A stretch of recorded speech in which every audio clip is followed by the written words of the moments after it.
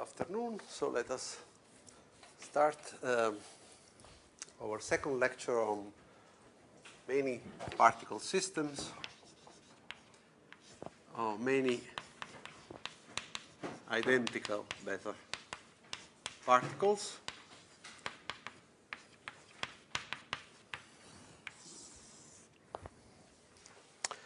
Okay, so we'd like to remind you what we did last time. We started introducing an arbitrary basis, okay, for the single particle, a single particle of this, many identical ones.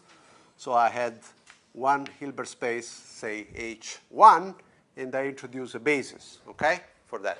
By the way, H1 itself is usually a product of some orbital Hilbert space times the spin Hilbert space, okay, of particle 1. And I decided to just conventionally call the basis alpha. Alpha will be made of some orbital part. Let me indicate by alpha underline, n, Lm, for instance, or k for plane waves, whatever, times some spin part, sigma alpha, or sigma alpha 1, whatever. I don't want to make the notation too heavy. I mean, this would be, strictly speaking, sigma alpha 1, okay, for the spin. All right. The meaning of this is obviously, if you, for instance, if you take the scalar product with some r being really r and sigma, okay, also position and spin, the scalar product of this object is simply a wave function of r, which is written explicitly. The orbital part of the wave function, so let me call it just whatever, psi alpha 1 of r, times the spin part of the wave function, that is simply the overlap between sigma and sigma alpha 1, which to uniformize the notation, I decide to call chi of sigma 1, okay? Rather than sigma alpha 1, let me call it sigma 1, okay? It's simpler, sigma, like that, okay? So this is reasonably a choice that is very close to the orbital part. This is simply a delta, by the way, okay? So it's a delta of sigma and sigma 1. Okay, this is for a single particle. Then we said if we have many particles, I will have a Hilbert space 1 times a Hilbert space for particle 2 times a Hilbert space for particle n. And the most natural choice is to take the same basis for each Hilbert space. These are identical things, so you can select the same basis in all the things. But, for instance, will be some state for the first particle with some label, let's say alpha 1, times some space, some state for the second particle with some label, let's call it alpha 2, times some state for the nth particle. Now this is a product state, we said. However, this is not good. Better. I mean, it's not directly useful. In some sense, physics is more stringent in this case. It requires that only specific combinations of those states, which are appropriately symmetrized or anti-symmetrized, are physically acceptable, okay? So we say this is a product, and then we define, well, just to make things clear, you can write also this in wave functions as psi alpha 1 r1 times psi alpha n rn, okay? This, if you just take a scalar product with the position eigenstates. We said that we should indeed do something else, which is define the states in this way. You have to sum over all possible permutations that you can make of the indices. So a permutation for me will be something which sends the integers 1 into n into themselves in a reshuffled way, okay? So in a permutation, the set goes into P1, Pn, okay? I know that to each permutation is associated a parity, okay? So there is a certain number, minus 1 to the p, the number of transpositions that you have to make to obtain the final results. This is defined in a univocous way. The parity of that number is obvious, so it's plus or minus 1. And what you do is the following.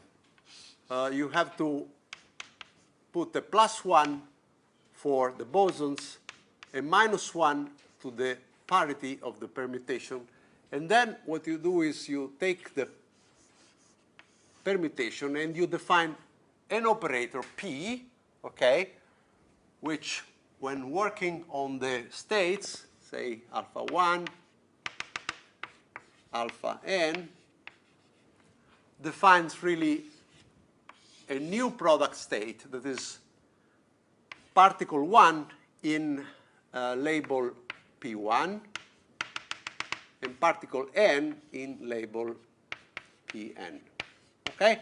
So it is a permutation of the labels that the particles do, okay, in a kind of democratic way. So there is not a definite attachment of 1 to alpha 1 or 2 to alpha 2.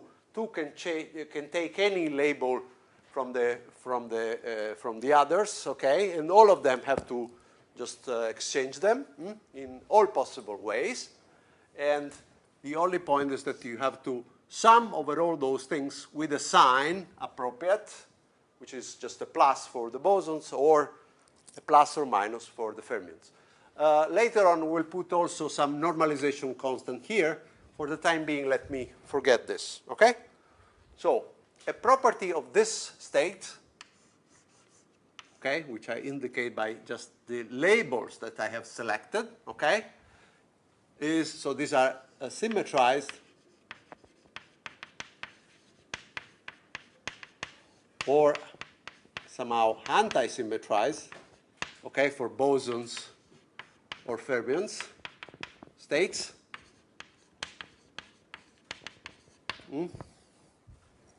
The definition itself is the fact that if you take and apply a permutation to this object, okay, so by definition you create the similar state but with the permuted labels, so alpha P1, alpha Pn, then you can prove, and we'll do it now, that this is just equal to plus 1 for the bosons, minus 1 to the p for the fermions, times the same state. Okay? So permuting the labels in a state that is already symmetrized or anti-symmetrized is essentially equivalent to putting just a simple factor in front, just plus 1 for the bosons, so nothing really, or a sign at most for the fermions. Okay? So in this sense, these are already, I mean, this is what I mean by a symmetrized state. I mean, a state such that if you just permute the labels, you have no effect. Okay? And the proof of this is very simple. Last time I just didn't give it to you. I made it kind of a hint to it. Let us try to write it more precisely, okay? So let us see what this object is. This is the permutation operator applied to the state that I have defined above. So to, say, n, the normalization constant, not important, sum over all permutations. Let us call them p prime, because otherwise I make confusion with this single P that I have selected. This is a given permutation, okay?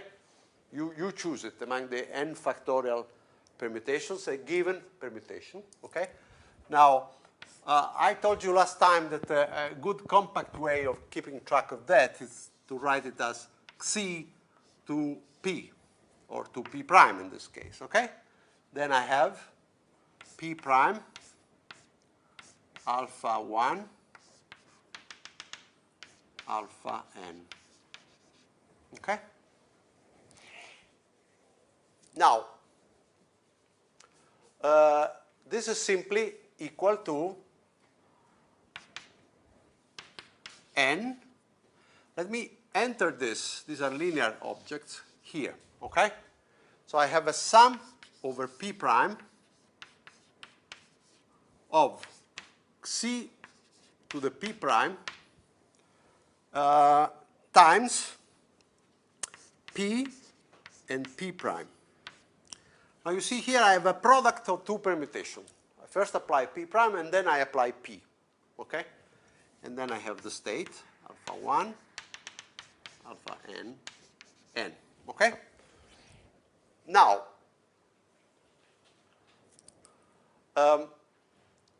if I have the product of two permutation, P, P prime,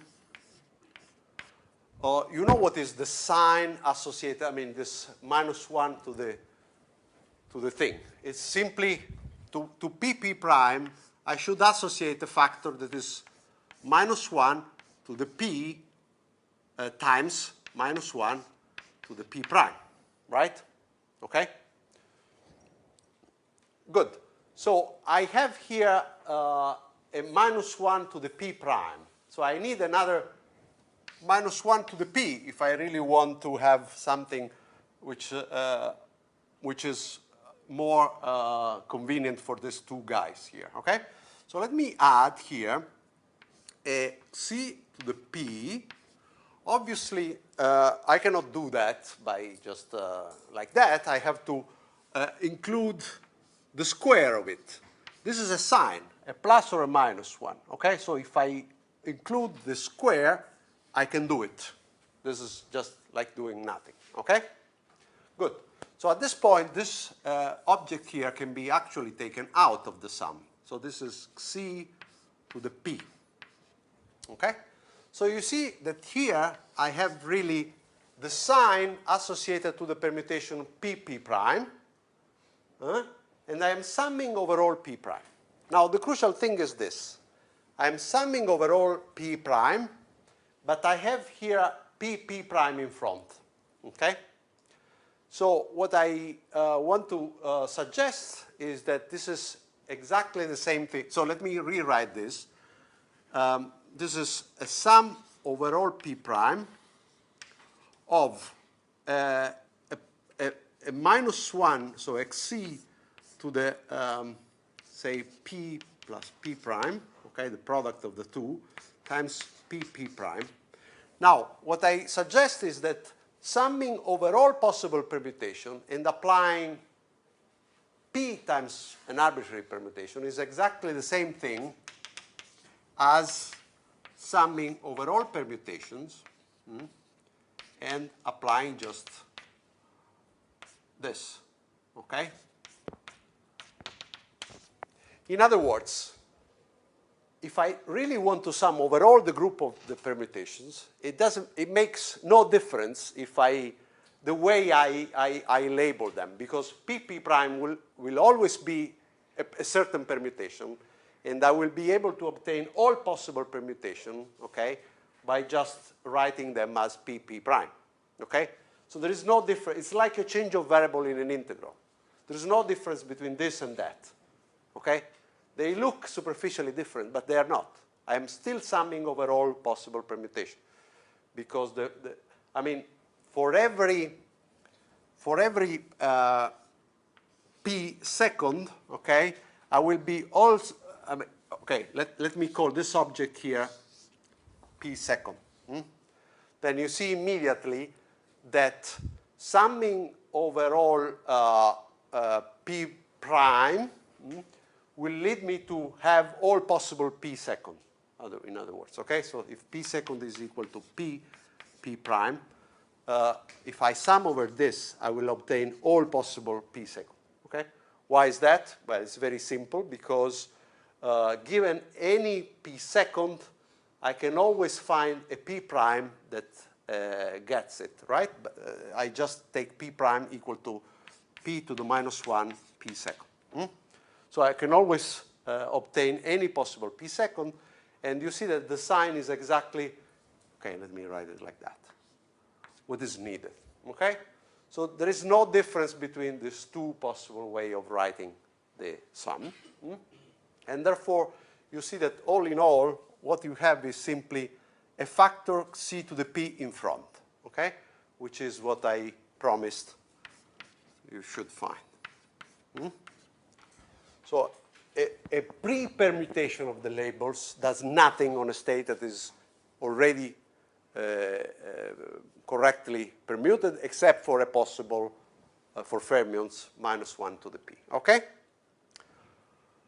Good. Let me just, so we said, in particular, this is, for fermions, a simple object. So we said, if I have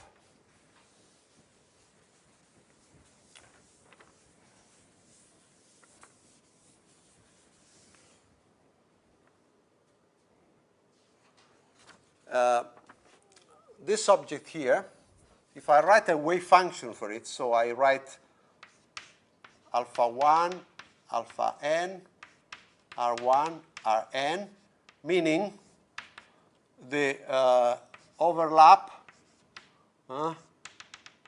with R1, Rn of that state, okay? So alpha 1, alpha n. Obviously, this one looks only for the state, for pieces of states that have the label 1 here, and Rn looks for pieces of states that have the last object there, okay? So if you just look and see what it comes for fermions, what you get is a sum over all possible permutations of minus 1 to the p times essentially psi of alpha p1 R1 times alpha pn Rn, okay?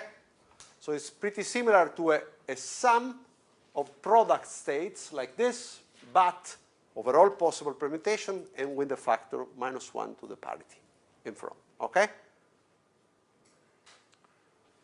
Now let me disclose the fact, this factor n, we'll see it later on, it's 1 over square root of n factorial.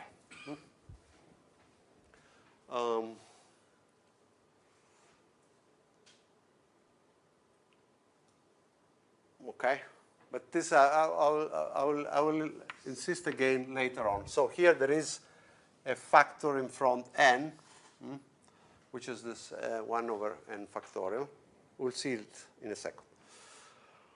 Okay, so this object here, is it clear? This is completely antisymmetric. Indeed, we said that this is nothing but a determinant of a matrix, okay? In which R1, Rn are the column indices, okay? So here I have psi R1, psi R2, psi Rn, okay? While here I have alpha 1, alpha 1, alpha 1, alpha 2, alpha 2, alpha 2, okay? Until I get to alpha n, alpha n, okay? So you see in the determinant, you have all possible pairings of an alpha some number with some fermion number 1, 2, 3, n. Okay? So in the diagonal you find the original pairing of alpha 1 with R1, alpha 2 with R2, alpha n with Rn.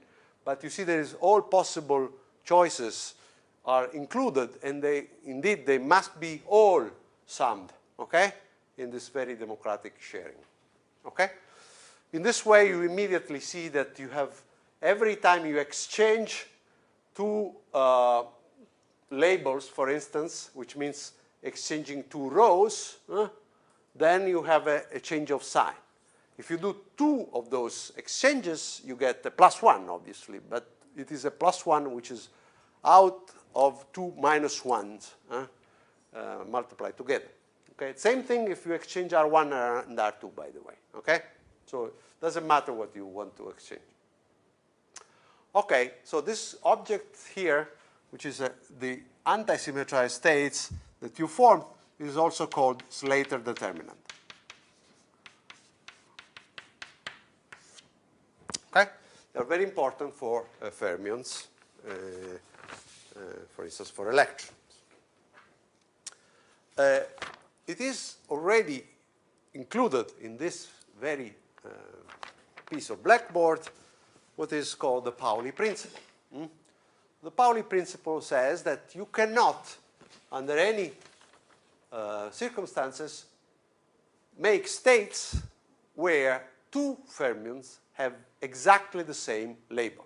Okay? So the statement is that if in this set of labels two of the choices coincide exactly, then the state that you form is exactly 0. It's not a state. Okay? It's something that, I mean, has no meaning. Okay? The reason is very simple, and you can see it from many aspects. For instance, let us look at the wave function. Now, if alpha 1, for instance, is equal to alpha 2, okay, or any two labels, you see immediately that if I exchange the two rows, I get the same thing, right? For instance, suppose that this is equal to this. Then I can exchange it. I get the same thing. But under exchange, I should obtain minus the thing. Okay? So something equal to minus itself. Obviously, only 0 can be so. Okay? Let us look at it from this way of writing. Same thing. Suppose that alpha 1 and alpha 2 are the same. Okay? Then, when I apply a permutation of 1 and 2, what I get is, on one hand, just nothing, because I will still obtain alpha 1, alpha 1. But on the other hand, according to my general prescription, this is an antisymmetric state, so I would also obtain minus alpha 1, alpha 1. Okay? Because it's a permutation, and therefore it must be minus. Well, a state that is equal to minus self must be 0. Okay? So no two labels in this set can coincide for a fermionic system. Okay.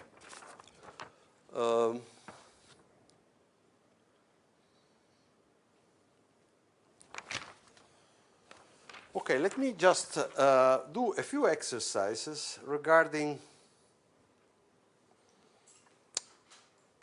two particles, because this will show what you were asking last time, the emergence of singlet and triplet wave functions. Okay? So, questions on this until now? Okay, so let me.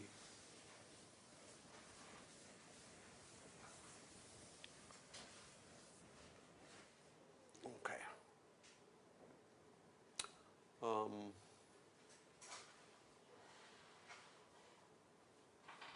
Well, I wonder, maybe I just, before doing that, let me just spend a few words about this 1 over square root of n factorial. Why 1 over square root of n factorial?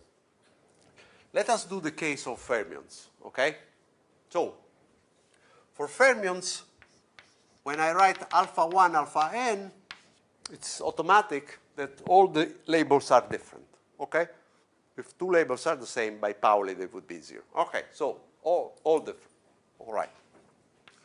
So I want to find out what is the normalization constant n. Then we said, well, let's write it first. Sum over p of minus 1 p times exactly the thing I have there. So alpha p1, 1. So let me write it as p. P alpha 1 alpha n. Okay? This is the definition. Okay, let me take the scalar product of this state with itself. This is the usual procedure to normalize a state, right? You take the scalar product. So what you get is n squared. And then you have two things. You have sum over p from the right, sum of p prime from the left, and then you have minus 1 to the p, minus 1 to the p prime, and then you have, let me write it here, the state p to the right,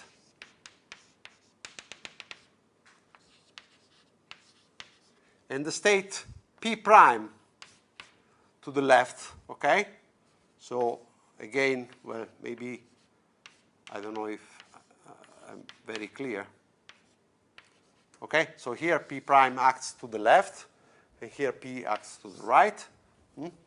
But you see immediately that what you have is really p prime appearing, pretty much what we did before. And also, the sign that you have here is exactly the one that is appropriate to p prime as a product of two permutations. Okay? However, here I have an independent sum over p and p prime. Okay? So in some sense, I can transform this sum into a sum over p prime. Let me call p prime p second. Okay? So this would be a sum over just p second times, however, since this is a double sum, n factorial. Okay? Because I am really summing independently on p and p prime, but what it matters is the product of p and p prime. Okay? So another possibility is to do n factorial times the sum over p prime. Okay? Is this clear? Then this is nothing but n factorial, the sum over, let me call it p second. This is just p second. And this is just p second. Okay? And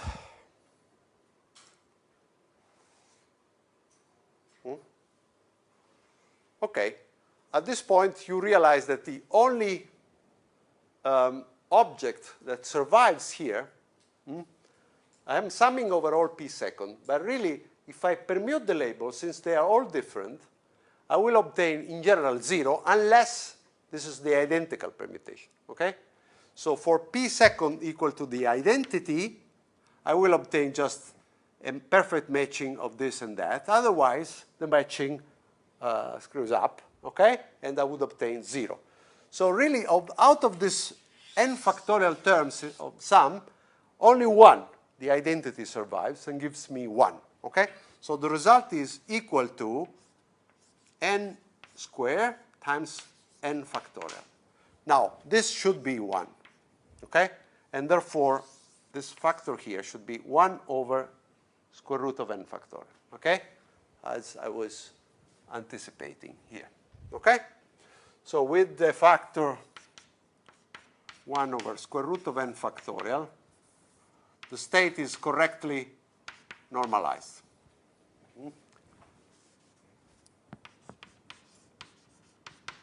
You immediately see that this ceases to be true for bosons. because for bosons there are many permutations, okay, where the labels can be still matching because it's not guaranteed that they are all different. There could be some groups of labels that are present more than one time, and you can make a permutation where you permute those things among themselves, and the thing will still be giving a non-vanishing result, okay? So in that case, you will see that you need extra factors, extra factorial factors with the number of times every label appear in order to normalize the state. But maybe we'll just see it later, or I will give it to you as an exercise, okay? The technique is pretty similar, just that you have to count how many times you can still make this scalar product happy because the same labels appear more than one time, okay? We'll see later, okay? Let's switch to some more concrete thing now. And there's two particles, okay? So let us see explicitly what happens to this object if I have two particles only. So for instance, suppose that two particles, okay? Suppose that the two particles are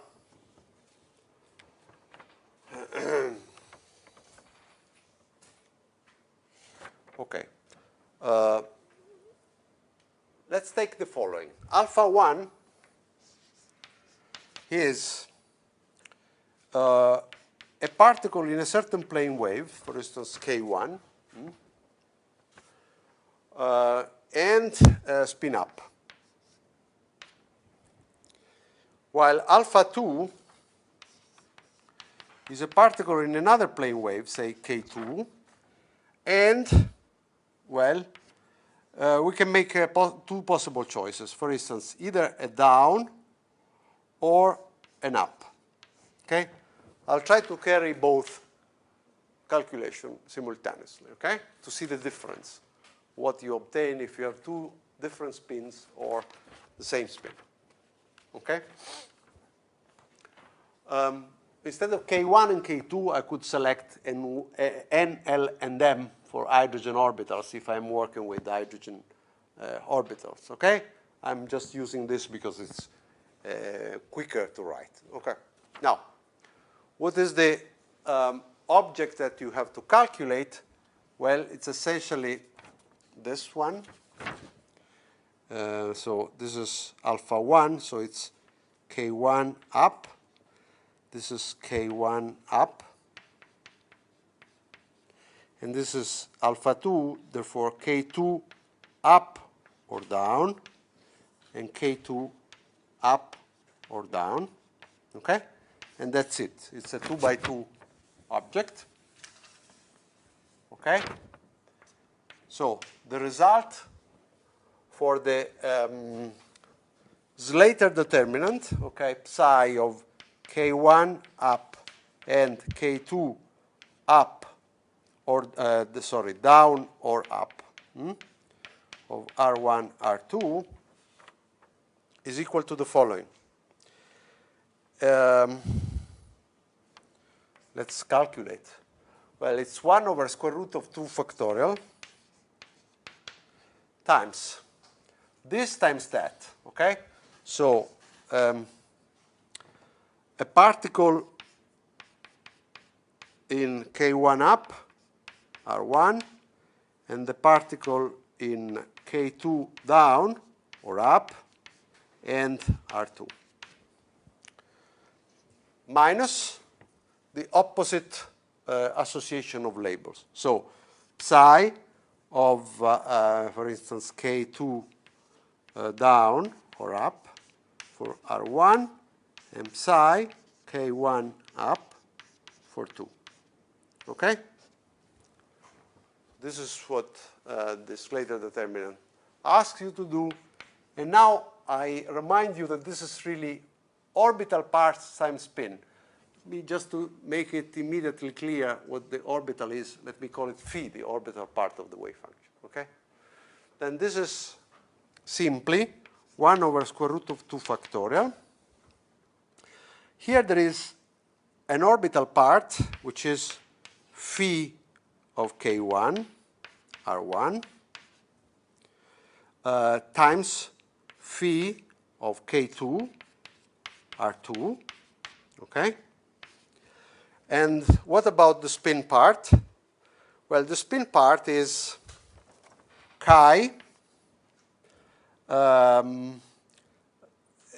up for sigma 1 and chi down or up for sigma 2. Okay? Same notation as there. These are simple objects, okay? But just to make them completely identical to that. Minus the, again, phi of k2 r1 times phi of k1 r2 times, again, a chi down or up of sigma 1, chi up of sigma 2. Okay? Notice the distinction between R1 and sigma 1 that appear here as arguments of the wave function, and K1 or up that are labels of wave functions. Okay? You should not confuse them. All right. So this is clear. I've just inserted in place of just a single psi a product of a phi times the spin part. Now, now you see the difference. If I have here the up case, this one, you see that the spin part of the wave function is identical. Is chi up sigma 1, chi up sigma 2. And here, chi up sigma 1, chi up sigma 2. You see, it's the same factor, which I can then take out of the two terms. Okay? So in one case, let me write it here. So the up case, what I have is the following, is 1 over square root of 2 factorial times the part that remains is phi k1 r1 phi k2 r2 minus phi k2 r1 phi k1 r2 times chi up sigma 1 chi up sigma 2. Okay? So look, I have something which is completely symmetric for the spin. If I exchange the two labels, the two spin labels will be exchanged, but up and up are exactly the same. And so there's no exchange really. So this is symmetric regarding spin. However, you see that the wave function itself is anti-symmetric. Okay? There's a minus sign. So if I exchange K2 and K1, I get that this term becomes that, but that appears with the minus sign. So there is a minus sign difference. All right? So the state overall is correctly anti-symmetric, okay? But it achieves so in a special way. It achieves so by an anti-symmetric orbital part and a symmetric spin part, okay? Now, generally speaking, you see that these states here, when you have n particles, are a mess because they are orbital and spin. And it's not obvious how to factorize those orbital and spin parts. In fact, it's generally not possible to factorize them, except in simple cases, okay? So let's see. For instance, the other case, if I have now up and down, so the up-down case, you see there is no factorization there. There is no factorization. So generally speaking, the up-down state is not a product of an orbital times a spin case. It's in general a mixture of several states which you could write as product of orbital and spin. Okay? In particular,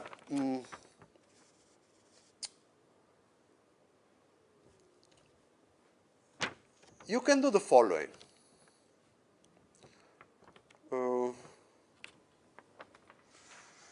You can notice that if I take, for instance, if I take this case here, up, down case, and I write this. And then I take another Slater determinant, but this time associated to the opposite case. So here I put K1 and down, and here I put K2 and up, okay? So I would write an entirely similar expression where, however, here I have chi down, sigma 1, chi up, sigma 2, okay? And here I have chi up, sigma 1, chi down, sigma 2, okay? Now you see that out of these two possible Slater determinants, they are different, okay? The first one is this. The second Slater determinant is psi k1 down, k2 up, okay? Two different Slater determinants which have the form that I write here. Now you see immediately that I can make combination of them in such a way that I can factorize things, okay? For instance, let us sum the two, okay? So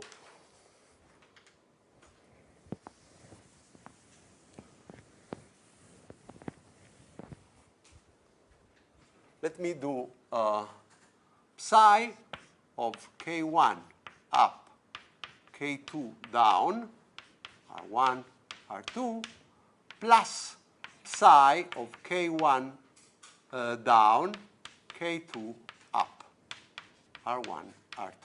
Okay? So the sum of these two objects appearing there. Now, you see immediately that this guy here is simply that one. Okay? So when I sum the two expressions, I can take this in common, and I just have this, I have this piece that comes from here minus that piece that comes from there, okay? So the term, let me just write it here. The term with chi down sigma 1 times chi up sigma 2 appears in two places, okay? And I therefore sum the two things, obtaining 1 over square root of 2 factorial, which comes from there, phi k1, where is it? Here. Phi k1 r1, phi k2 r2, minus phi k2 r1, phi k1 r2. Okay? Hopefully this is clear. Okay. Well, not so clear. Like that. Okay? Now let us look at the other. This term now is identical to that, so when I sum, I can also take them out, okay, here. So another term that I have chi up sigma 1, chi down sigma 2, okay? And then once again, I have as a common prefactor 1 over square root of 2 factorial. What do I have? Well, quite the same thing, okay? So I do have the same thing I have there. So phi k1 r1, phi k2 r2, minus phi k2 r1, phi k1 r2. Okay? So all in all, if I include a factor 1 over square root of 2 in front,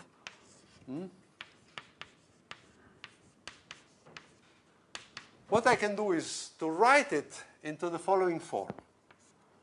1 over square root of 2, 2 factorial is 2, by the way, okay? Phi of k1 r1, phi of k2 r2, minus the opposite,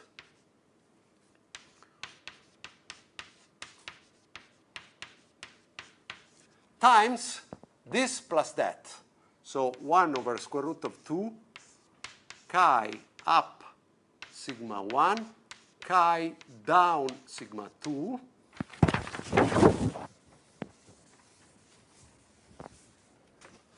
plus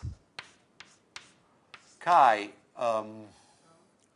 sorry, I wrote this plus that, chi down sigma 1, chi up sigma 2. Okay? So you see, by combining now two Slater determinants with opposite spins, I was able to write now a state that is completely symmetric again for the spin. If I exchange up and down, nothing happens there. And again, completely antisymmetric for the orbital part. If I exchange k1 and k2, the state changes sign. Now, you probably noticed that this is exactly similar to this, except that the spin part has been substituted by a more complex object, okay, which has not just up and up, but up, down, plus, down, up, with a plus, however. All right? Okay. Simple exercise is to exactly mimic what we have done, but now put a minus here. Okay? What happens if I put a minus rather than a plus? Well, very simple. Okay? So the first one is the same. The second one, however, now has a minus. Well, what I can do is simply to write the second line identical, except that here I have a plus and here I have a minus now. So just to have both, the plus was the previous sign, the minus is what I have now. Okay? So you see that, let me just, I have to do it slowly. This is too fast, okay? Sorry. It is too fast like that. I take it back, okay? So let's see. Because I must have a symmetric part here, okay? So let's see better.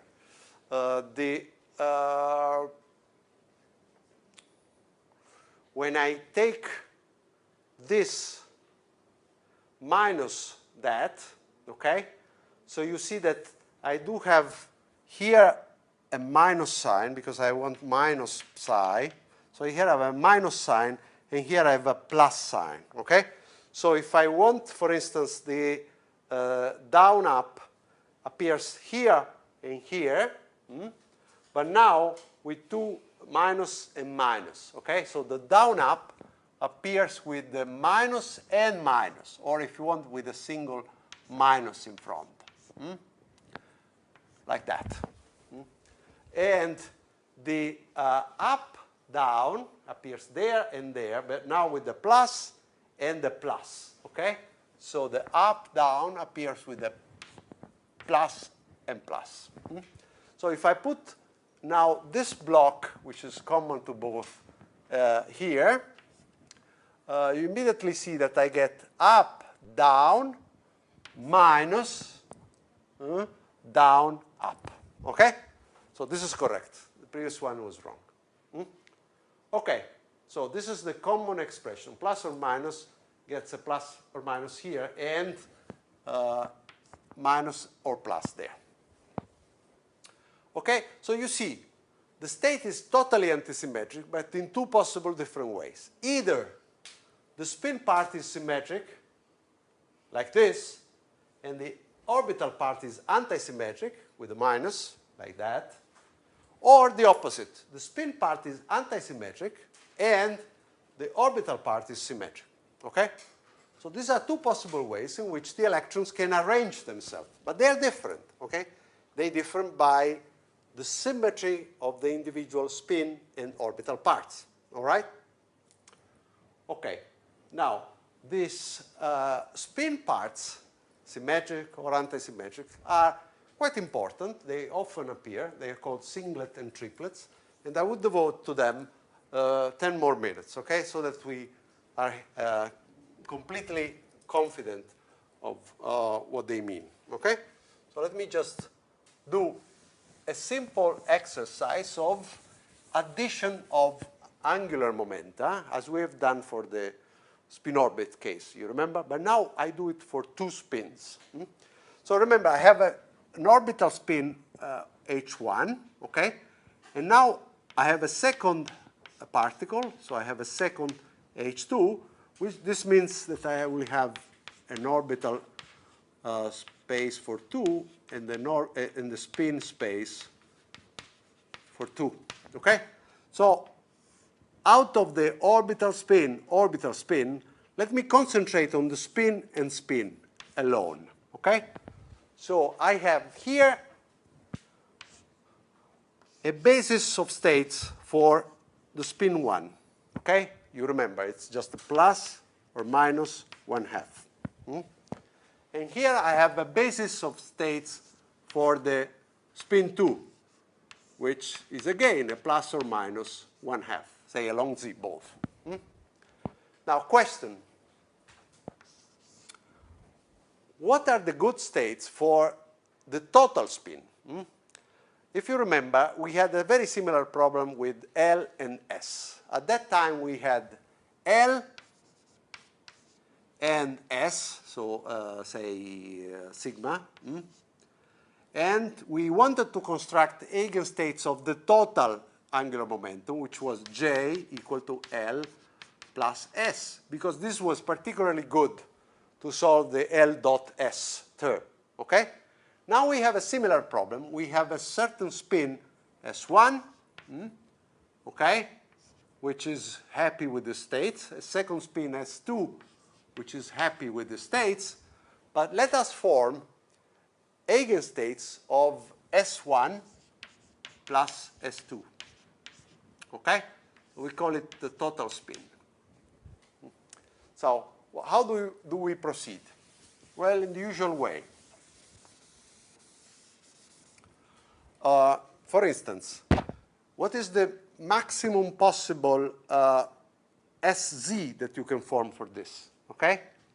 It's evidently a plus 1/2 for 1 and plus 1/2 for 2, both up, right? This will be, obviously, a state which certainly has total SZ equal to plus 1. What about the total S? Well, you immediately suspect the answer is total S must be 1, right? It cannot be larger than 1, because otherwise I would need to have some SZ equal to S, but there is no such a larger SZ. The maximum is evidently 1. And it cannot be lower than 1, because otherwise there would be no SZ equal to 1, okay? So this is the top state with the SZ equal to 1, okay? Both spins are up. Now, you see that in this squeeze, this is this state, up, up, okay? It's just written in a slightly different way. This as abstract cats, and this as wave functions, okay? So in some sense, I've taken this up, up thing, and I have calculated the following. S1, S2 of the state plus 1/2, 1, and plus 1/2, 2, okay? So this is nothing but the chi. Well, I'm calling the up what here I call plus 1/2, obviously, sigma 1, and chi up, which is simply plus 1/2, sigma 2, okay? So this is nothing but the object that we have there, all right? Good. So given that, let us proceed our construction. Once I have a top state, how do I obtain all the states in the multiplet? okay, I apply S minus, okay? And in principle, since this is S equal 1, I should obtain 2S plus 1, so 3 states, okay? So let's see. I apply S minus. If I apply S minus to this state, okay, so to say plus 1, 1, plus 1 half, 2, I can do two things. S minus is really S1 minus plus S2 minus. So I can either apply S minus to the first or to the second, okay, with a plus in between, okay? So what I have is simply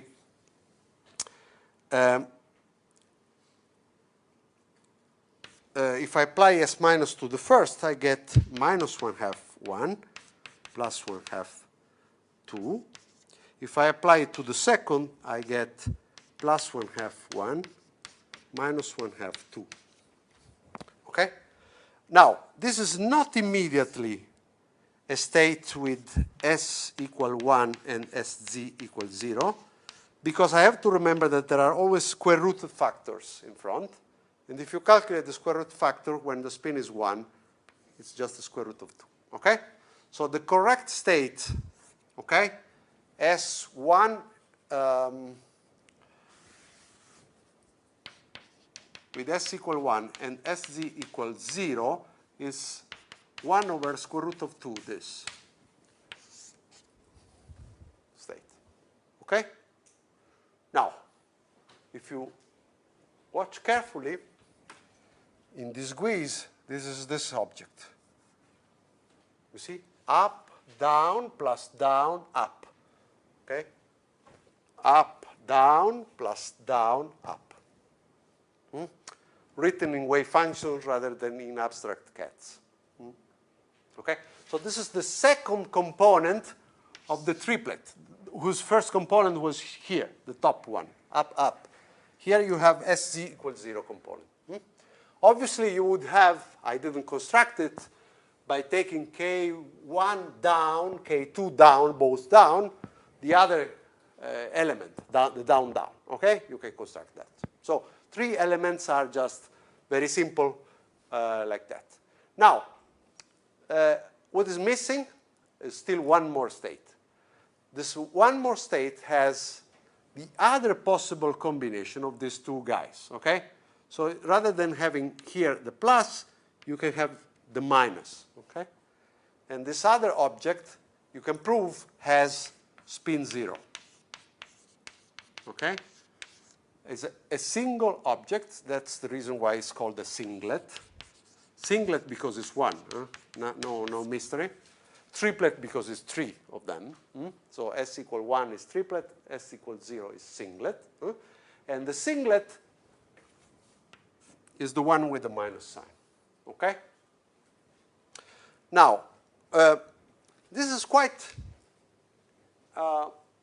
simple, but still very, very important. For instance, let us start arguing a little bit. Then we'll do this exercise better later on, next time. But suppose I tell you the following thing.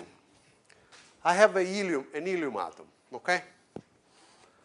Oh, well, one might say, okay, then let's say I have plus 2 proton in the nucleus, okay? The first temptation would be, okay, let us suppose that I solve the hydrogen-like problem with plus 2 charge. I obtain the levels, and then I fill them with 2 electrons in the way I would do if they were non-interacting electrons, okay? So the electrons interact with the nucleus, but not among themselves, okay? According to Pauli principle, what I can form is a state, okay? So let's see, the levels would be the 1s level. It appears obviously with 2 possible spins, either up or down. Then I would have the 2s, again with up or down, and the 2p with up or down, and then higher levels, okay? 2s, 2p, and so on. Okay, now I have 2 electrons. The first possible choice is, okay, let me put the 2 electrons in the lowest possible level, right? This is reasonable. If you want the ground state, you better choose the lowest possible level. Now, one electron I will put here, okay, in the up 1s orbital. The second electron, I cannot put it in the same orbital, so in the same up 1s, because that would violate Pauli, right? But luckily enough, there is another piece of state which is down 1s, okay? The one close by here. So the down one, I can put the second electron, okay? You immediately see that the orbital is the same, the 1s. The spin part is, however, different, up or down. Can you tell me now what do you suspect will be the spin state? Huh? Let me clarify the question. There is one orbital involved in both things, the phi 1s of R. However, there are two spin things. Now, question, is this a triplet or a singlet? It must be a singlet, okay? I mean, officially, there is a triplet with up and down, right? Is this, okay? So you might say, why not a triplet? I mean, not a triplet up, up, obviously, but a triplet up, down, plus down, up. Why not that? Because the orbital part is symmetric. Right. The orbital part is 1s and 1s. In other words, what I have here is simply phi 1s R1, phi 1s R2. Totally symmetric. And therefore, the only possible choice is the antisymmetric spin part, the singlet, okay? So if I had two orbitals, then I might think of making an antisymmetric orbital part and a symmetric spin part. But now, I cannot do it because I have the same orbital. So it must be symmetric, all right? So this state here is, by necessity, a singlet. Okay? So you see that, in some sense, nature forces you to make helium a singlet and not a triplet. Now, you might say, wait a second. I'm really completely neglecting interaction between these two electrons. It's not that I put the first electron there and the second happily goes into the same orbital, and that's it. This will make Pauli principle perfectly obeyed, but in principle, Coulomb interaction will suffer. Yes, it does suffer a little bit, but let it suffer. I mean, in the end, helium still loves the state. It's not exactly the function we have written, which would be this, essentially. This times the singlet is not the exact ground state wave function, I must specify to you, okay? It's only a piece of the full exact function. I mean, what we have written here are correctly symmetrized states that you can use as a basis, okay, to expand any possible state. But each one of them is not necessarily a good eigenstate of any Hamiltonian, okay? But I can expand any function in terms of them. Now, for helium, this is a particularly good initial guess of the wave function. Then you must sophisticate it a little bit. But in essence, this remains a very reasonable description. We'll see next time, okay, how to improve on this, all right? So Coulomb interaction suffers a little bit, but still, in the end, the state is, grossly speaking, a singlet state of this type, okay, where the two electrons occupy the same orbital. The orbital is, strictly speaking, not just the 1s you would calculate from a single hydrogen-like orbital, okay? It's more, I mean, it's more distorted. So the solution is slightly different, but grossly speaking, this is not far from reality, okay? Good. So you see that even if the spin does not appear in the Hamiltonian, because after all, I'm talking about helium in absence of magnetic field. There is no neglect spin orbit, neglect everything. Just a single p squared over 2m plus interaction with the nucleus plus Coulomb-Coulomb interaction. No spin. Nevertheless, the spin reappears from the window, okay, because of Pauli principle, okay? So you see the state it's not identical to be singlet or triplet. Singlet is better than triplet. Okay? So always remember that when you have atoms, okay, although the Hamiltonian in the approximation you have selected might not involve spin, the states are highly spin sensitive, okay? They like more singlets, triplets, or whatever, okay? Okay. If I talk about excited states, on the contrary, obviously I could have triplet, for instance, okay? So an excited state like this, okay, is perfectly possible. Up, up. But I have to involve two orbitals because this is symmetric under spin, and therefore it must be antisymmetric on the orbital part, okay? And so on and so forth. Okay, so for higher state, I can make triplet, singlet, whatever. Okay. Is this clear? You realize how, if I have more than 2 electrons, this thing becomes already quite complicated. And one thing that is not guaranteed is that if I form a Slater determinant, this will be factorized into an orbital and the spin part. Not true, okay? Only special cases appear to be factorized. You saw immediately here, okay? The up-up case was factorized, but the up-down case was not. We had to superimpose 2 of them in order to factorize things, okay? This is quite the norm rather than an exception, okay?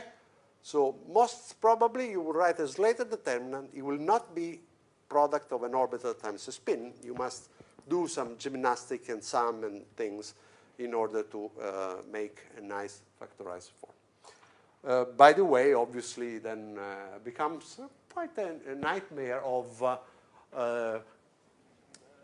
permutation group states. I mean, it's a complicated business, okay? So I will not even try to enter into that thing. How to take appropriate combination of spin and orbital things with more than 2 particles and combine in order to have a totally antisymmetric thing, okay?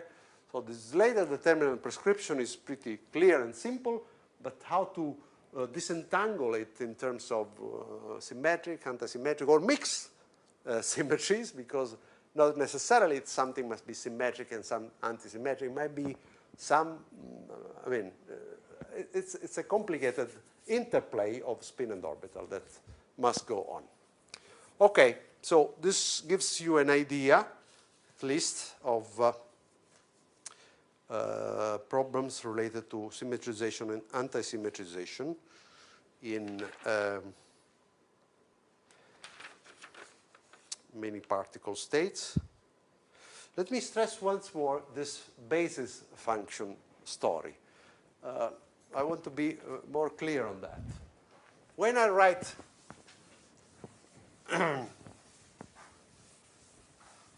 when I write a state like that, so alpha 1, alpha n, I do not really mean that this is an eigenstate of the Hamiltonian. It's a basis state. It's a state that is allowed by physics. Now, if it is a good state for the Hamiltonian, really depends on the Hamiltonian. After all, I haven't specified at all the Hamiltonian, right? I mean, if it is an Hamiltonian independent particle type of a Hamiltonian, so no interaction, then you realize that this is already a good choice, okay? But if there are interactions, generally speaking, this is not an eigenstate. Nevertheless, having the correct symmetry, being physically allowed, you can think that any state,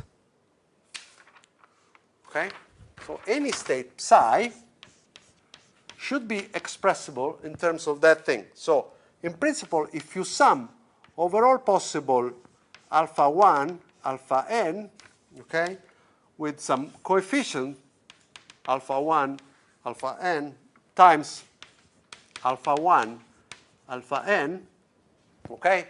So this is the antisymmetry, for instance, for fermion state that I have written there. You superimpose all possible choices of alpha 1, alpha m with some coefficient. This is the most general state in the Hilbert space you can form, okay? Because this is a basis, okay? And you superimpose all the elements of the basis with some coefficient. That there is the most general state. Okay? So in terms of Slater determinant, this is called multi-Slater determinant. Okay? So you have not just a single Slater determinant, but the sum of many, in principle, infinite Slater determinants. Now, people who do quantum chemistry typically do this. They start selecting the orbitals in some smart way, which is called Hartree-Fock theory. Okay? So selecting the basis element in the best possible way, such that the single Slater determinant is somehow the best possible single Slater determinant you can think of. Okay? This is not a simple thing to do. Okay? If I ask you, how would you take the wave functions in the basis in such a way that with a single Slater determinant, you approximate the best you can your state for an atom, for instance. Okay? The question is non-trivial and has been solved well long ago by Hartree and Fock, and there is a well-defined theory to do that. Okay? And people who do electronic structural calculation sometimes do that. Okay? So they solve the Hartree-Fock equations to find the best possible orbitals such that the single Slater determinant is the best possible approximation you can make. Now, you can also combine several Slater determinants, and when you do so, people talk about configuration interaction.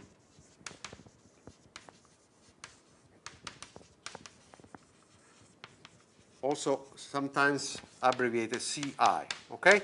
So quantum chemistry techniques typically involve making several Slater determinants combined together to improve on the quality of your wave function for, say, an atom or a molecule, okay?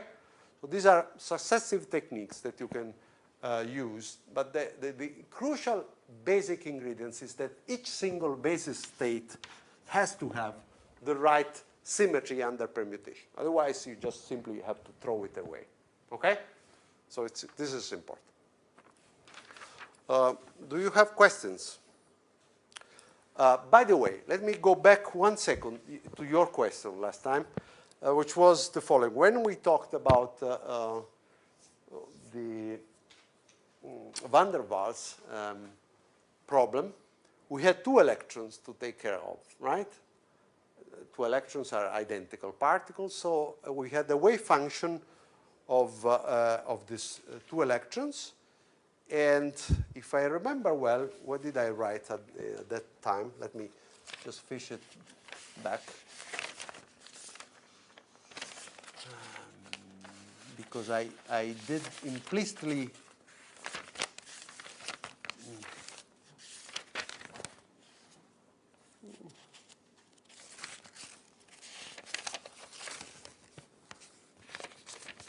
okay, here it is. For instance, at one point, I wrote, for instance, that the ground state of the 2 atoms, so there was an atom here and an atom far away at the distance r, okay? Now, here, obviously, the electron would like to stay in the 1s orbital, okay? And here as well, in the 1s orbital center into this other point, okay?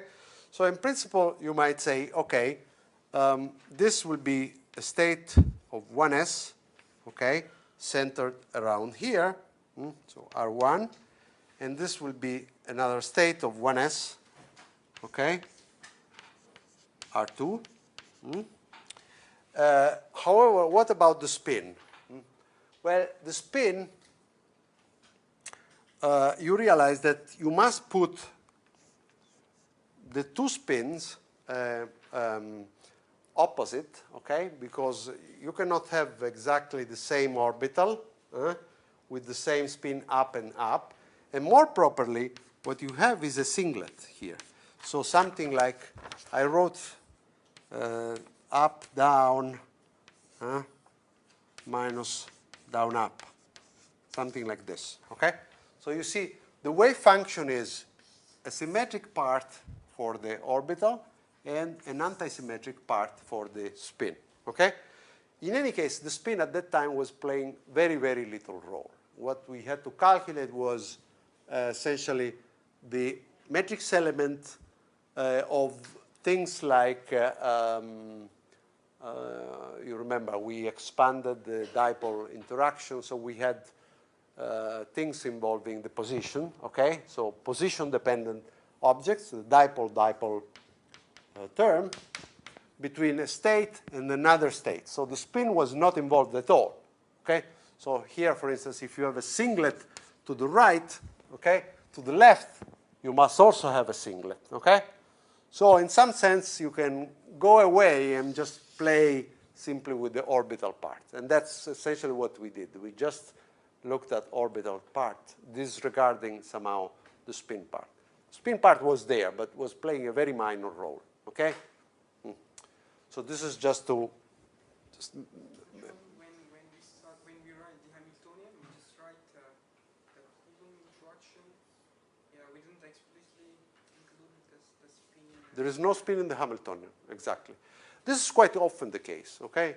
To lowest order in perturbation theory, spin does not appear unless there is an explicit magnetic field, okay? The spin is there, really, with the spin-orbit term. So strictly speaking, a full detailed theory would include small contribution due to spin. But to lowest order, when there is Coulomb interaction in between, you can quite forget the explicit spin terms in the Hamiltonian.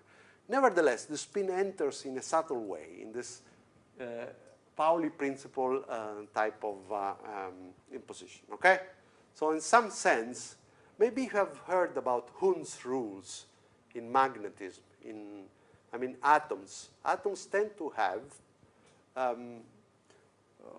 maximum spin sometimes. If you take carbon, for instance, and you ask, well, carbon has a certain number of electrons, 6. Now, in the same spirit, you might say, okay, I put the first 2 here, the second 2 here, okay? In the 2s, and then I have, you see, I put this into singlet. Maybe I put this 2 also into singlet, but then I have extra 2 electrons to put in the 2p. Where and how do I put them? Do I put them both up, for instance? I put them in singlet. I mean, what will be the resulting state? What is the best possible state for the ground state? And it turns out that what the system likes is to put them essentially in a high spin state, in a triplet state. The reason for that is essentially that although spin is not present in the Hamiltonian, the spin is entering in the following way. If I have a spin part that is symmetric, the orbital part must be antisymmetric. And by being antisymmetric, it means that when the 2 particles are in the same position in space, the wave function is 0. Okay? You realize that this is the best you can make to lower the Coulomb repulsion. Okay? So in some sense, two particles that are in high symmetry spin, like triplet, have an antisymmetric orbital part, and this is good because it means that they automatically do not repel each other so much. Okay? On the contrary, the singlet part are forced to stay into symmetric combination, for instance, in this case, even in the same orbital. Okay? So in some sense, if you have the choice, okay, if you do not have the choice, there is only one orbital, then you really, I mean, stay in that orbital. It pays so much energy to use another orbital. I mean, this is lots of electron volts, okay? So this overwhelms the pay of Coulomb interaction. But in this case, essentially at no price, you can decide if you want to use a symmetric or an antisymmetric combination of orbitals. And it's better to have a spin symmetric and an orbital antisymmetric orbit, because that makes less Coulomb interaction, okay? So in some sense, you see that the spin is very, very important in atoms, even if it doesn't appear in the Hamiltonian. And it is important through the effect of Pauli principle and symmetry and antisymmetry, okay? I think that this is the a reasonable place where to cut the discussion right now. Next time, tomorrow, I will continue with a better and full detailed exposition of the helium case, okay? So it will be essentially our only 2-electron problem done in a rather detailed manner, okay? So that you will see what it means. Essentially, it justifies some of the things that you do when you think about atoms in chemistry, for instance. If you remember, in chemistry, you do exactly something like this. You have some levels, and you start putting electrons, right, in the boxes, okay? It's like putting balls in the boxes. So you say, how many electrons you have? 16. Okay, let's put 2 here, 2, ta, ta, ta. This is Pauli principle, in effect, okay? So just never put 2 electrons with the same spin, but just invoke higher and higher levels, but it implies that you are neglecting Coulomb interaction, because these are simple product states, okay? A small sophistication of this is what we'll try to do next time, okay?